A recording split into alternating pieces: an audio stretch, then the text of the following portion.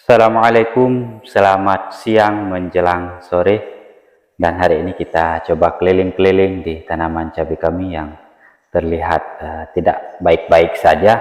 Dan tentunya kondisi tidak baik itu pertama sekali dipengaruhi oleh ini dia, keriting dan saudara-saudaranya. Nah, menyangkut dengan keriting ini, apakah dia benar-benar momok yang menakutkan untuk petani cabai? Apakah keriting ini tidak bisa dikendalikan? Atau apakah keriting ini memang semestinya seperti ini, apapun yang kita lakukan dia tetap seperti ini? Nah, Lur, hari ini kami ingin mencoba menjelaskan pengalaman kami tentang penanganan keriting yang ini mungkin sedikit agak unik, atau bisa dibilang adalah downgrade dari kebiasaan kami untuk penanganan keritingnya. Kenapa? Karena keriting ini akhirnya bisa kembali membaik, bisa kembali terrecovery sedikit demi sedikit dari kondisi yang sebelumnya sudah hampir seluruhnya seperti ini. Kondisi awalnya hampir seluruhnya seperti ini, dan ini bisa diperhatikan sudah ada penampakan perbaikan yang lebih baik. Nah, oke Lur, jadi berbicara keriting, kita harus kembali mengingat sama Mbak Rara, si Mbak Rara pawang hujan. Ada yang masih ingat nggak itu?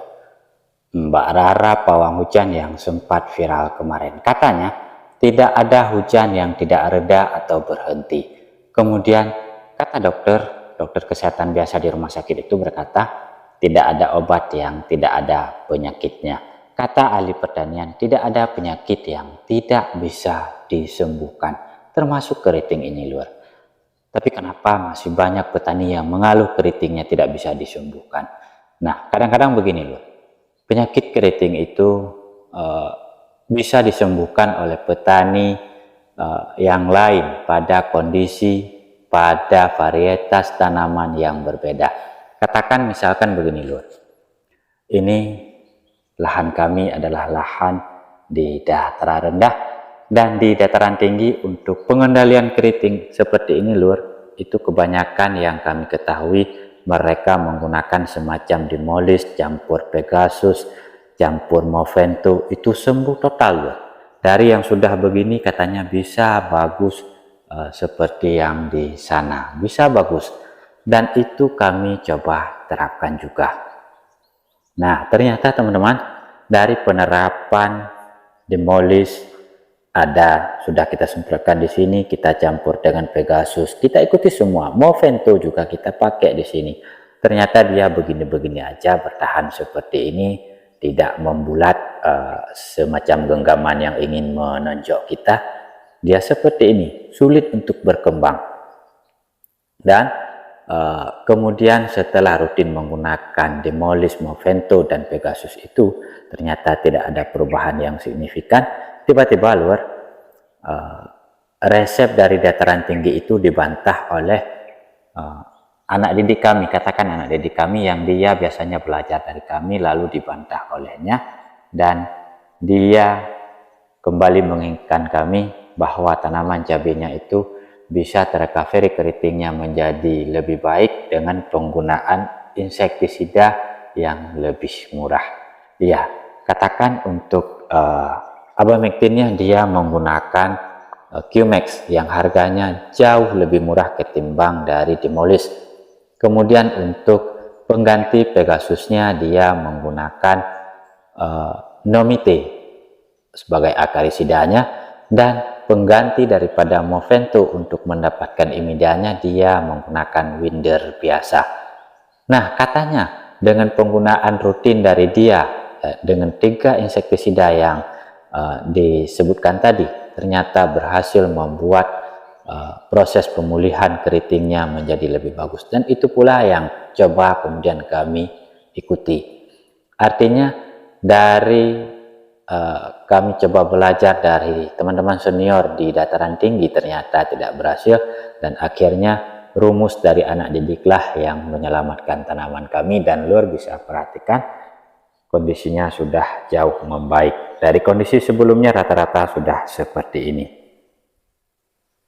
Maka dari cerita pengalaman kami tersebut, apa yang bisa kita simpulkan dari pengendalian keriting untuk tanaman cabai kita lur? Sekurang-kurangnya kita harus meyakini bahwa penyakit itu memang pasti bisa diobati, keriting juga bisa dikendalikan, namun terkadang kondisi kita, keadaan iklim kita, varietas tanaman yang kita gunakan, itu juga kadang-kadang menentukan proses penyembuhannya. Dan secara umum memang apa yang dilakukan oleh teman-teman petani dataran tinggi itu akan berbanding terbalik dengan teman-teman di dataran rendah. Nah, maka kadang-kadang kita sering memvonis bahwa ada produk racun yang mereka keluarkan namun tidak efektif. Ternyata setelah kita selidiki, kita pelajari lebih lanjut, itu tidak efektif pada kondisi-kondisi tertentu. Maka jangan menyalahkan, kita harus terus berupaya agar apapun yang kita inginkan tercapai.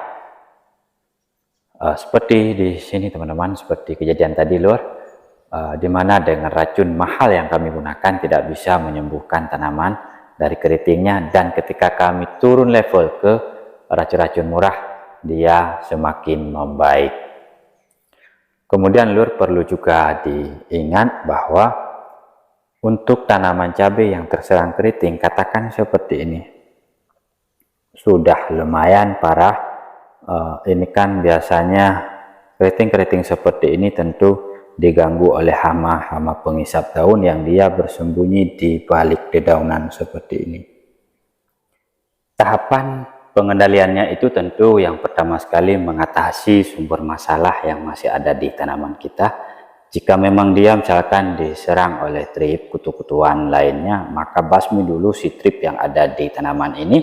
Dan setelah itu tidak lupa pula di belakangnya untuk kembali menyembuhkan daun-daun yang sudah rusak klorofilnya seperti ini, kita berikan magnesium sulfat.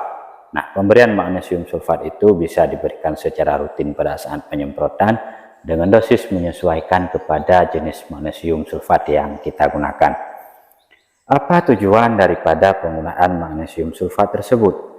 Magnesium sulfat itu adalah salah satu nutrisi yang secara umum dia bisa memperbaiki klorofil daun yang telah rusak, terutama yang telah dihisap oleh hama pengisap daun. Dia secara pelan-pelan bisa memperbaiki klorofil yang telah rusak, sehingga nanti daun-daun ini akan kembali menjadi segar, kembali menjadi produktif dan siap untuk menyerap sumber energinya, kemudian memproses makanan dan menyebarkan ke seluruh bahagian tanaman cabai kita.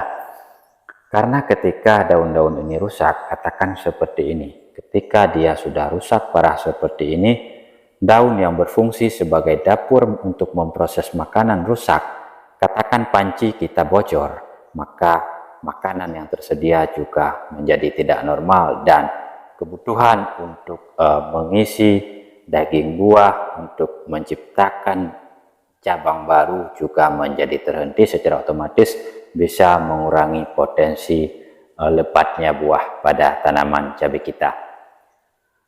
Dan satu lagi lur, ketika dia sedang sakit keriting seperti ini, yakinlah cabai kita ini sedang tidak butuh nitrogen, maka pupuk nitrogennya hentikan saja. Dia tidak sedang bisa makan sebanyak-banyaknya karena seperti kita sampaikan tadi, dapurnya sedang rusak. Jika dipaksakan nitrogen, yang ini menjadi lebih rusak, yang ini menjadi lebih aneh, lebih keras, dan lebih mengkerut ya. Maka pada kondisi seperti ini, upayakan penyembuhan dulu, hindari penggunaan nitrogen, dan maksimalkan penggunaan magnesium sulfat untuk proses recovery-nya. Oke, ya sudah lur, demikian saja yang dapat kami sampaikan mengenai keriting pada tanaman kami. Dan terlihat jelek ya lur ya. Oke, biarlah jelek gak apa-apa, karena kita memang petani error, petani yang suka dengan jelek-jelek. Dan yang jelek pun kita tampilkan, yang bagus-bagus itu adalah nilai plus.